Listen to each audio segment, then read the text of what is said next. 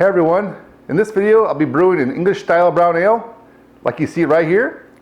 And on top of that, I also am going to be using a new conical fermenter that got sent to me, the Fermentasaurus. So stay tuned for that. And also I have a special guest brewer for this episode, so stay tuned.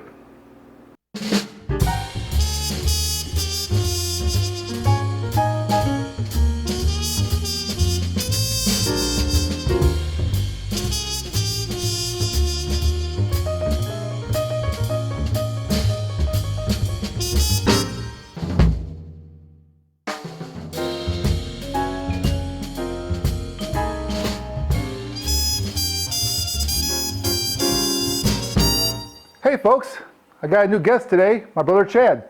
Hello. How you doing? I'm brewing a English style brown ale today, and he thought he'd come over and help me. He's learning about brewing too.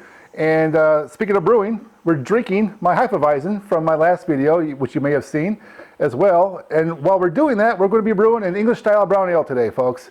That's right, English style brown ale, while we drink our own home brew from the last time around our Hefeweizen. So how's the Hefeweizen? It's good. Excellent beer, isn't it? Carbonated, like you said, it's carbonated. Yeah. Very highly carbonated, very good beer. Oh, and by the way, look what he's got on his chest. He's wearing some of my gear. He's wearing the hoodie, right? The 2X hoodie.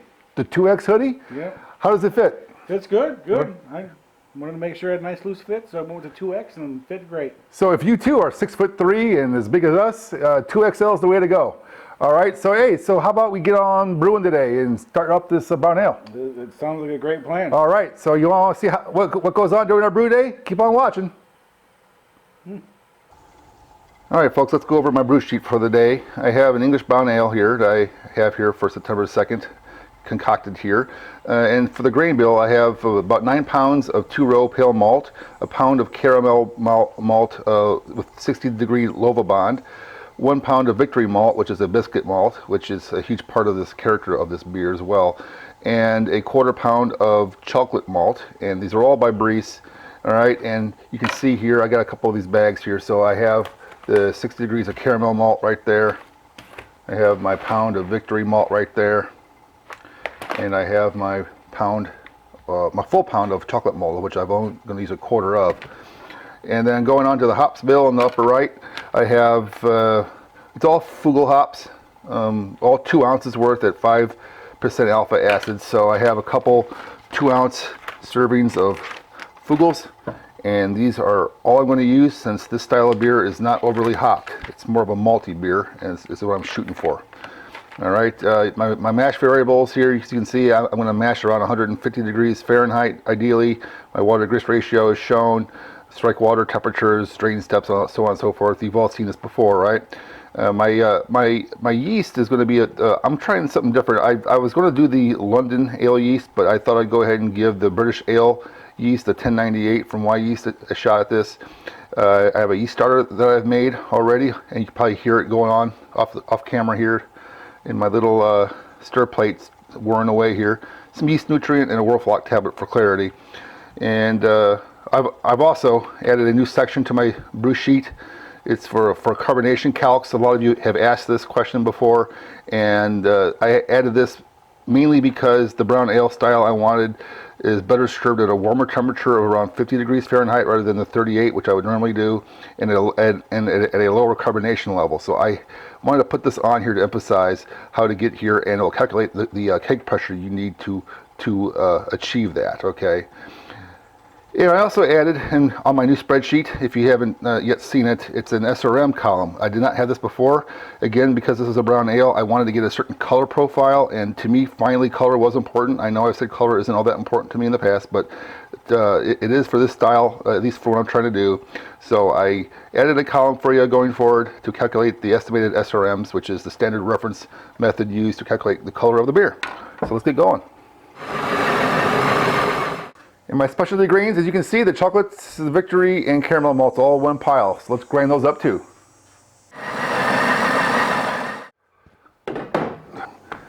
Okay, let's go ahead and measure. So you can see there for yourself, folks, 153 point, well, it's a little higher. I was shooting for 153, 153 and a half to 154. Not bad Not bad at all. Now on to the next step.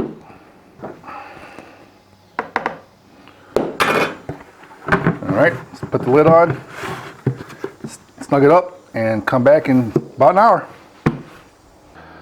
All right, folks, my mash is still mashing, and it's not quite an hour yet, but I'm trying to speed up my brew day a bit, so I'm going to do an iodine conversion test, the starch conversion test, to see if this thing is going to cause me to have to wait any longer here. So if you haven't seen this before, you take a little iodine, a drop or so, into a little plate of your wort like this.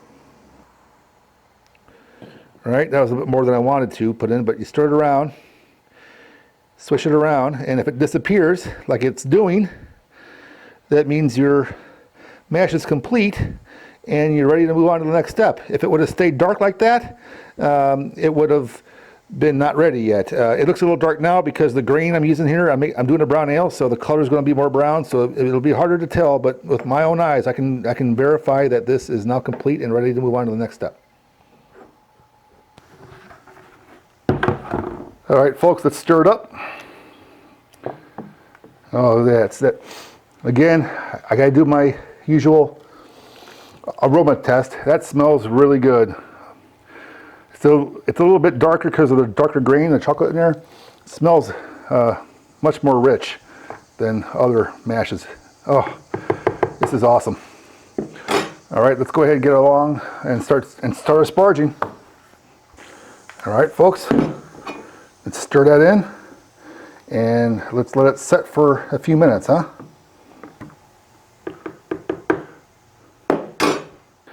And don't forget to Vorlauf, folks, just like you always do. Got to set the grain bed, right? That looks good. Look at that, folks. That's a nice brown color. I have high hopes for this beer. Let's go ahead and touch our hose. Put it in the kettle. And let her rip. Beautiful color, folks. Look at that. All right, folks, let's see what we got here. 7 gallons, just a tad over 7 gallons. My marker's right there, so it's, yeah, just a tad over. That's what I was going for, just a tad over 7 gallons according to my spreadsheet, so perfect. All right, let's get boiling. All right, folks, an optional step that you can do, like I've done in recent videos and old videos alike, I sometimes skim off the foam on top. It's got what's called a hot break in it, and you can skim it off to keep it out of your fermenter, or you can just rack off out of your kettle and leave this in the bottom of your boil kettle. Either way, it's your option, but that's what I'm doing this time. All right, folks, it's up to a boil. I'm going to set my timer. I'm doing a 75-minute boil, and I'll be putting hops in at the 60-minute mark. And here's the guest of honor, Chad, again, here to add his first contribution of hops to a batch of beer. So go at it, Chad. It's 1.25 ounces of the Fugel hops, folks, at the 60-minute mark. All right, there you go. How was it? It was great. Okay. It's easy. It's easy. All right, Chad's back again. He's going to go ahead and throw the flavor addition in here at the 15-minute mark. So go on, Chad, toss that in there. And since we're at the 15-minute mark, I'm going to give him the honors of going ahead and putting in a Whirlflock tablet in as well. So throw that in there, just one. There you go. All right, you're an awesome guy. So go ahead and put those back down again, here across the table, because you're going to need your hand to put that. Oh, we're going to put this in? Yep, so go ahead and grab the immersion chiller there and watch the coils. Make sure the plastic tubing isn't in the way. Yeah, and put that in there. And pull the cables off to the side so they don't get... There you go. See? Pretty simple, huh? It's pretty simple. After following your sheet, it comes out pretty easy. Yep. All right. Let's move on to the next step. All right, folks. We're down to the 1 minute mark. Chad, what's your next step? I'm going to drop this flavoring hops in. All right. Go ahead and dump it in, man. Mission accomplished. You've fully hopped your first batch of beers. So what do you think? I think it's very easy. Pretty easy, huh? All right. Very easy. Yeah. All right. We'll be back in another minute. All right, folks. Flame out time is here. Let's go ahead and turn off the heat and get this thing chilling.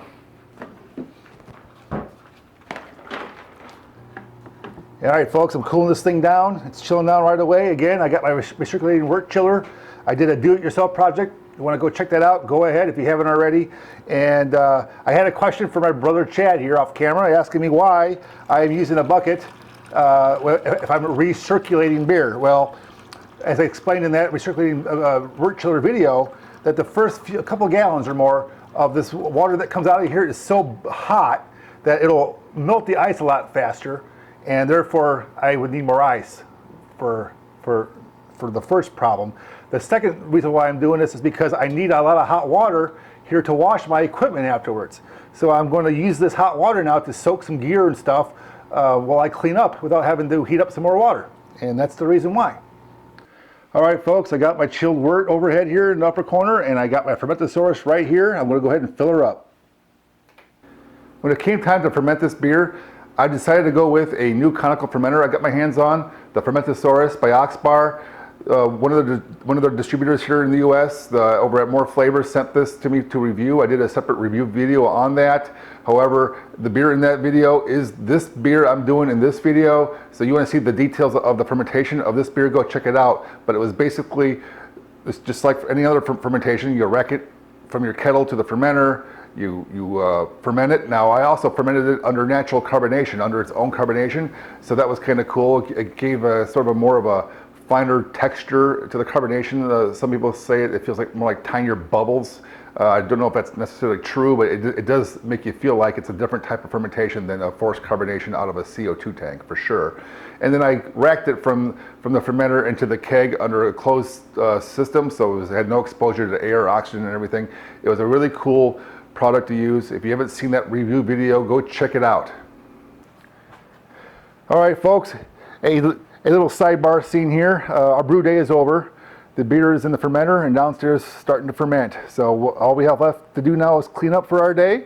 And I thought I'd take a little moment here to ask my brother Chad a few questions about how his brew day went. This is first, he's been here before for brews. If you look at my Belgian wit beer video, he may have been caught in there, maybe a foot or a hand or something, maybe his voice, for who knows. He's been in some other videos, some food videos as well. But this is the first time he's really showing a real interest in wanting to brew a whole batch of beer, so he came up for the day. And what'd you think? Well, there's no better time to hang out with my brother than on a brew day, so there's a perk there. So, yeah, it's really easy. It's not that complicated. We had a good time. Plenty of beer to drink while we're making beer. Can't complain about that. Yeah, and this isn't the first beer we've had today, is it? It's not the same beer you saw early in the video. No, this is beer number N or Y or Z or something. We're going to call it something because I lost count. So, yeah, we're going to decide. We had a good time, and it was pretty easy, and I think I might want to try to brew my own beer. So I just got to get some equipment and move forward. That's pretty cool, huh? And for those who didn't see this yet in the video, because I'm not sure if I'm going to show this before this, but this is the hydrometer sample, our post-boil original gravity sample. It's got pretty good color, I'd say. So only a couple more weeks will tell what the actual final color will be after it ferments and settles out, but it looks pretty good so far. Tastes pretty good, so there you go with that. And well, you got anything else to add, I guess? I don't know. Pretty much let's move on with the rest of the video and get her done, huh? Get her done. Cheers. When it came time to keg, I also used my Fermentasaurus to transfer it under pressure from a CO2 tank from the Fermentasaurus into the keg with no exposure to the air. It was a wonderful thing. It worked out great. The keg went right into the kegerator. It was already naturally carbonated. I set my kegerator to about 50 degrees initially. After a few samplings of it, though, I decided to lower it down to about 45 degrees. I like my beer a little colder than that. And it worked out pretty well. All right, it's time to give it a pour, guys. Look at that. A little foamy as the first beer is, but it's all right.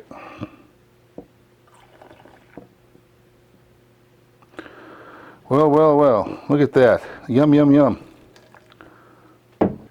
All right, folks, let's give it a try, huh?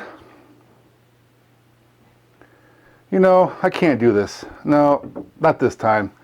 I mean, I normally I do these taste testings alone, but honestly, my brother Chad was there from the very beginning of this video. He helped me brew this beer. I've been sending them pictures and text updates because we don't live close to one another really. So I just feel like I'm cheating him. Like I should include him. I got an idea. Ta-da! A lot better, folks. Found Chad. How's it going? A lot better to have a beer with him than alone, right? I'm glad you included me. Yeah, cheers. So let's give him a try, shall we? That's actually really good. Yep. Oh man. Definitely of the English style variety. Similar to Newcastle, but not really quite. Malty, very good, very smooth. Kind of have a sense of very small bubbles, kind of from the natural carbonation side of this thing. Yeah, it's really good. I'm glad you included me in this video, Larry. It's a really good time. The beer's really good. You had a ball. And looking forward to doing it again in the future, Yeah, huh? yeah. All right, cheers. To the next All right, one. next one. See y'all. Bye, guys. Thanks for watching. Be sure to check out other videos on my YouTube channel and don't forget to subscribe.